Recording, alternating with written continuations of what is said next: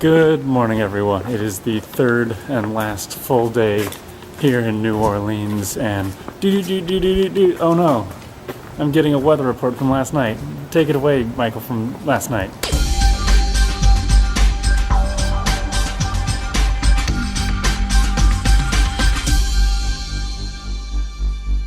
Heidi ho, everyone! Special edition Past Michael here with a weather forecast. It's raining so much. It was like pouring down when we were in the restaurant that we were just eating at, and now I am just looking to see if I can catch a lightning strike on camera. So I'm going to stall a little bit. Also, the shoes are still waterproof, as we saw with me stepping in the Mississippi. The jeans are not. But yeah, I finally get to see some rain. The California boy inside me is happy. I just want to see a lightning strike, and then I'll be good.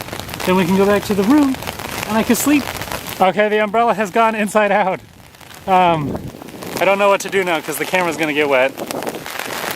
Okay, we're out here braving the hurricane. I'm gonna get a shot for you guys to show you that there really is lightning. It's a thing that exists, and it's not just made up by people with too much time on their hands. It's very windy also. That's what happens in a hurricane. Is there gonna be? Come on. Any second now. Oh, that was so close. I missed the bolt though. I'm so sad. I need to get the bolt. I missed it again. I need to like actually get in the rain to do this. We're switching over to my phone because it's actually waterproof. I won't have to worry about it dying. But I also don't think I'm going to be able to see it because I keep missing it. Come on, give me a strike. Okay, I need to actually go back in the rain. It's become hurricane force winds! Oh my god! This is Michael braving the storm with you guys. Give me a lightning strike!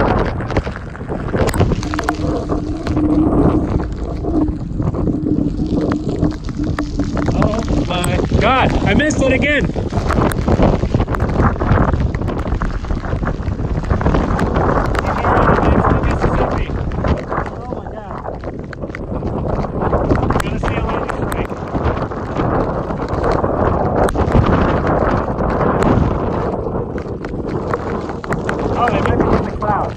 Oh, hold on a second. I think I figured it out. I figured out the mystery. The lightning might be above the clouds, so it's just illuminating it, but there's no actual strike. Because that's why I'm not seeing it. Oh, it makes so much more sense. I'm giving it one more shot. 5, 4, 3, come on. There we go. Yeah, it's above the clouds. That's why I can't see it. I'm an idiot. I'm a California boy. What can you say?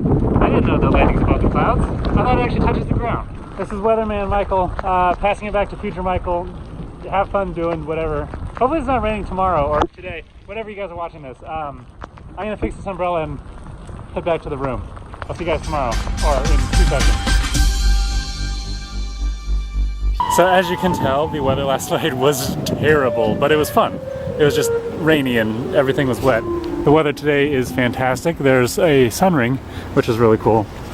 We just had breakfast. I'm going to show you guys the place. We just had breakfast at Pierre Mastro's or something, Maspero. It's an old building. It's like 1788. As you can tell, the ferry is about to go. It's like 1788. They sold slaves there. They planned the Battle of New Orleans there. Lots of historical stuff.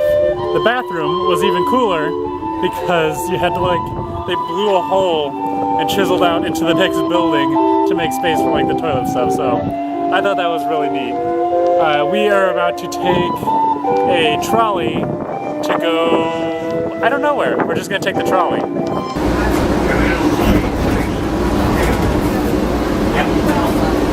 So we made it a whole like 100 yards. And we're not even close to the cemetery, so we may just want to just walk.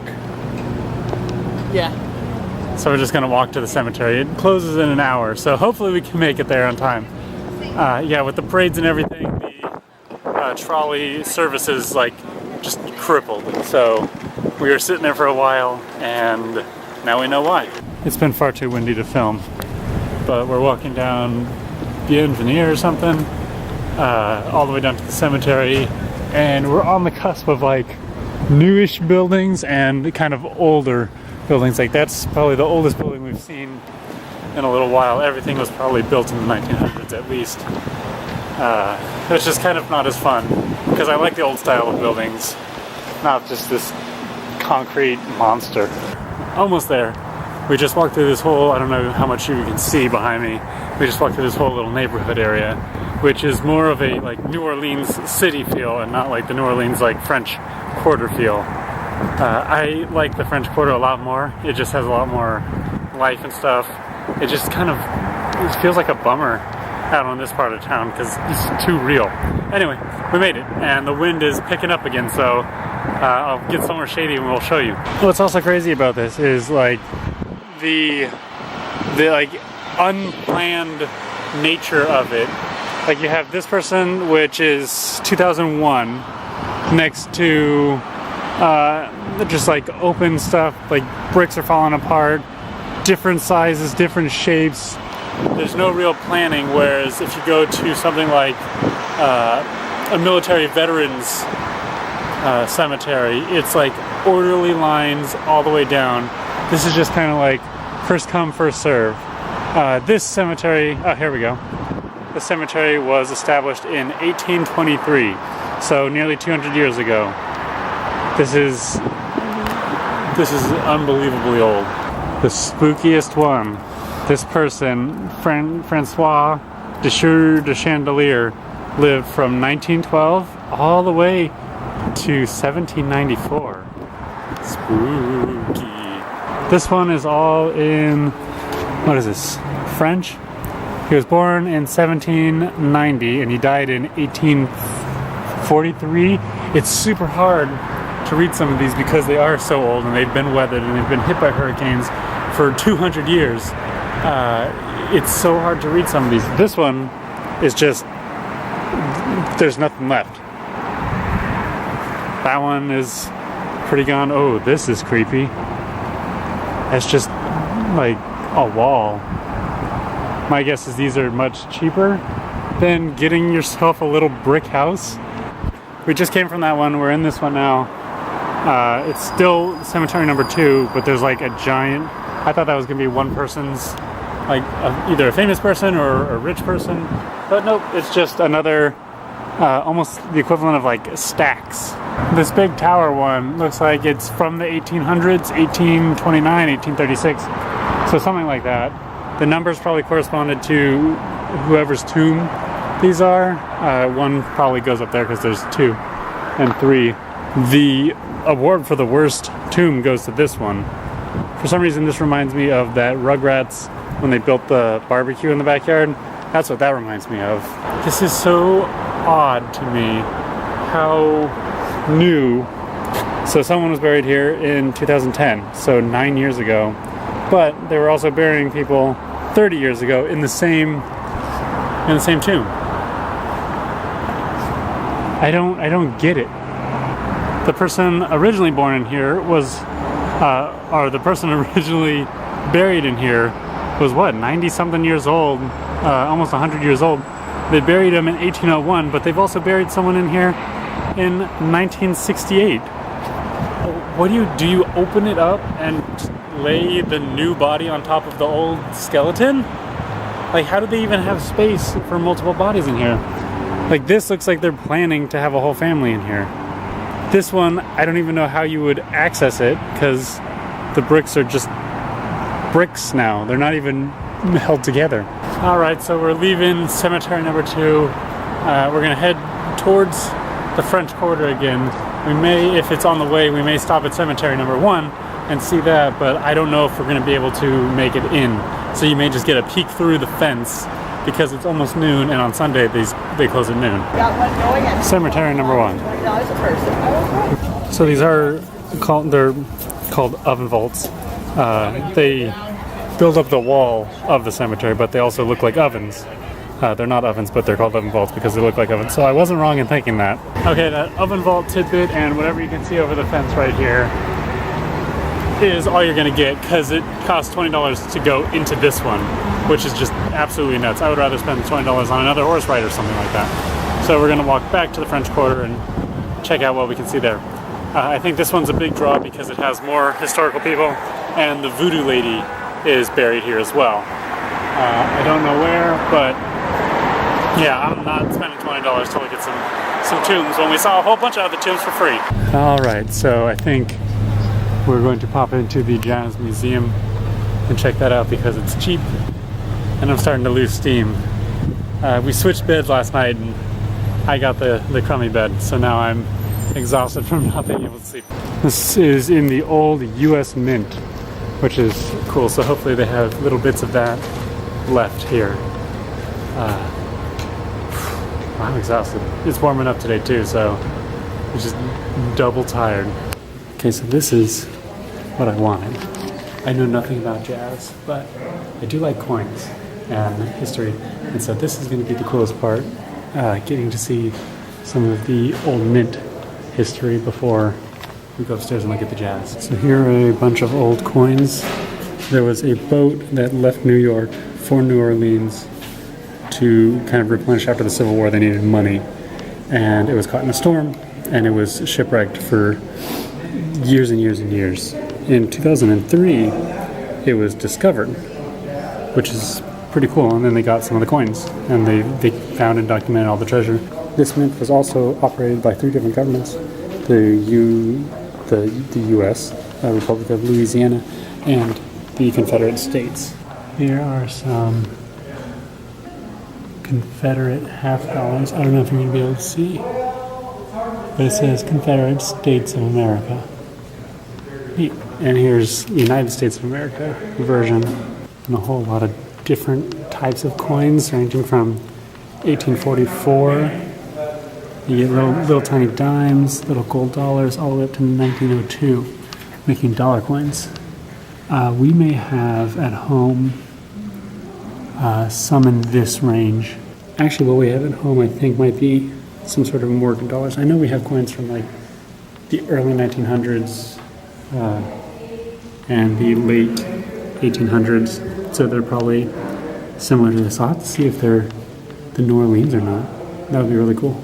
So here's a massive coin press that was actually used. This one was used in San Francisco, but a similar one was used here. And it could punch, what, 1,500 coins per hour? So this is what the silver bars essentially look like before they got carved in. One bar was 1,200 ounces, almost 100 pounds, probably 70 pounds or so, and each brick could do 1,500 silver dollars. So that's 1,500 per hour. So one brick per hour, essentially, at the machine. And that's kind of what the cutting machine looked like. It cut them out of strips. 2 last scales until we transition to the Jazz Museum, which I don't know if it's going to be as interesting as the coins. You might need to appreciate jazz or know anything about jazz to understand like what all these are. I'm just not really acquainted with jazz at all. I was more acquainted with rock and roll. So when I went to the Rock and Roll Museum, I kind of understood. I recognized some of the names. I recognized some of the stuff. I could be like, oh, that's so-and-so's guitar. Here, I don't get it. There's a fiddle. There's tambourines, but I don't know who these people are. So I probably don't appreciate it as much as like a jazz aficionado would had they come to check it out.